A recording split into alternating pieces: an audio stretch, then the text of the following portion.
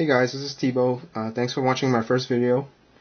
Just to give you a bit of an intro, I first collected comics in elementary school back in the 90s with Image, the hologram covers, and Speculation Boom. I took off for a good 15 years or so and just came back right after college. Oddly enough, I was digging through my junk boxes and I found some Marvel cards. These were really big back in the 90s, and the holograms were actually a little bit harder to get. So I decided, why not go on eBay and try to finish up my sets. So I went on eBay and found these for $1.02 each. And then from then on, I started reading more comics online through trades, and then eventually started buying comics again. So these days, mostly I just buy single issues, keys on eBay, go local comic book stores, conventions, and recently I've been doing a lot of Craigslist picks. So my videos will be a little different from others. I don't have as many keys as some people, but I do have some interesting books. So I'm showing these two books because essentially they were my holy grails of the 90s. You have Tom McFarlane, Spider-Man #1, Jim Lee's X-Men #1. Back then, these were pretty desirable, and they were maybe $10 each. These days, you can find them in dollar bins pretty easily. But although the Spider-Man #1 has been going up in value a little bit, probably because it's an iconic cover.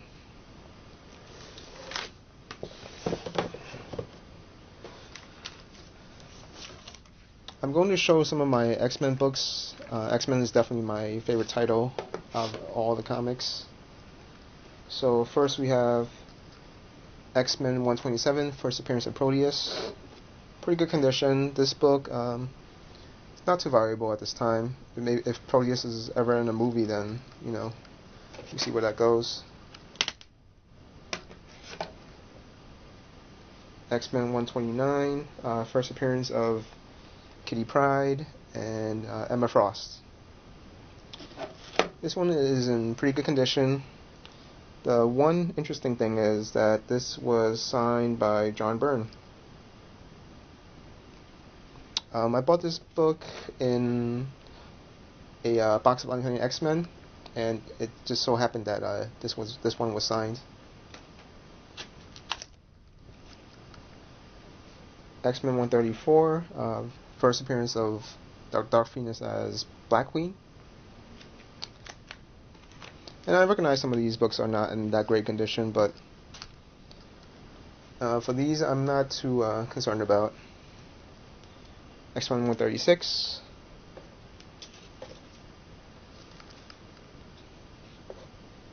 $142. I do have a 141, but that is out at CGC right now being graded. 201, the first appearance of Baby Cable. This one doesn't have too much value, but the New Mutants' first appearance of Cable as an adult has definitely gone up quite a bit. X-Men 212, first Wolverine versus Sabretooth in the X-Men title.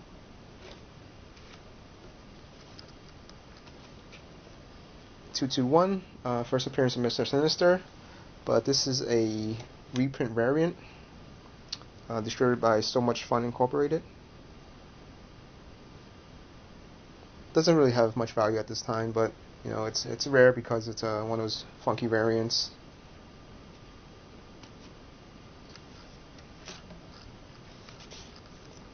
And X-Men 350, foil cover of Gambit.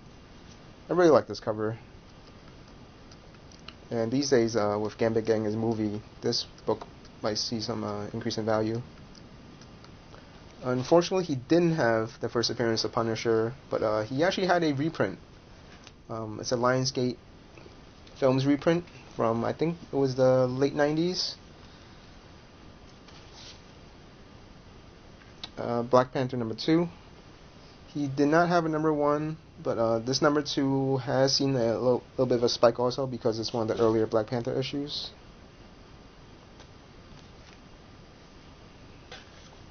A random issue of Bugs Bunny. I think this book is from very early 60s, but like many books of this type, they're not really worth much unless they're in perfect condition.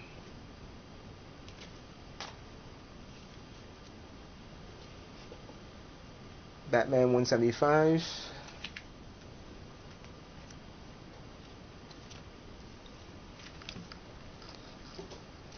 Detective 405. This one I saw in a video the other day.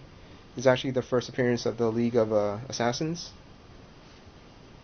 The book is pretty beat up, but for collection purposes, I don't really mind too much because the cover is still all intact.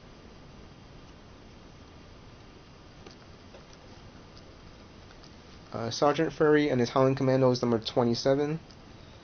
Says right there on the cover, the origin of Nick Fury's eye patch.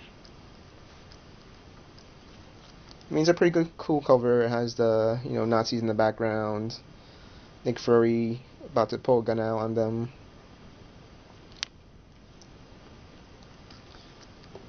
A couple older Green Lantern issues, number 55, when Green Lantern was on trial.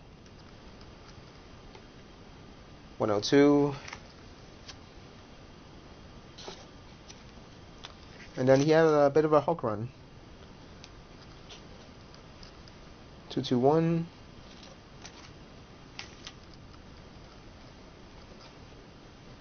231.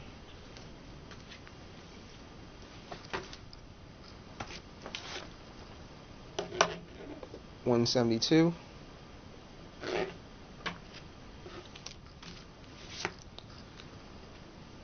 128. Yeah, this one is the Avengers beating on the Hulk again. It seems like that's a reoccurring theme every couple of years. Give the Hulk a good beatdown. 119. And finally, that's 181. Nope, this is not a reprint. This is the real deal. Marvel stamp is inside. I did check. This book I would say is in fine condition, maybe fine minus to fine plus. I'm not quite sure, but there's a little bit of edge wear, some corner rounding, but there's no major spine damage. No real cover creases. Colors are really sharp. The page is a little brown, but very awesome. I'm gonna have to grade that soon. This book I'm probably gonna keep for the long term. It's funny because I was as I was driving back from picking up from this guy's place, I was thinking, what's the most expensive Bronze Age book you could think of, and this was the first book that came to mind. I'm sure there's some some obscure, rare books that are worth more, but I think this book and First Prince of Punisher are probably the most valuable Bronze Age books you can from mainstream comics. So that's it for this first video. Thanks for watching. I'd like to thank Mercenaut, Big To Do, Omega Shin Ryuken, Lightning, and everyone else that kind of started this comic haul video sensation on YouTube. Looking forward to the next video. Thanks for watching, guys.